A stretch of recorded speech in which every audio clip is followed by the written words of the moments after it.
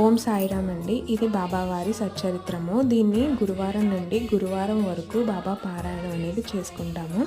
బాబా పారాయణం అనేది కార్తీక మాసంలోనే కాదు, ఎప్పుడైనా చేసుకోవచ్చు. కానీ కార్తీక మాసం అనేసరికి కొంచెం నిష్టగా ఉంటాం కదా, పూజలు అది చేసుకుంటూ ఉంటాం. అందుకని పారాయణం చేసుకోవడానికి కూడా సరైన సమయం అని నేను భావిస్తాను. అందుకే కార్తీక మాసంలో ఖచ్చితంగా చేసుకుంటాను ఒక్క వారం బాబావారి.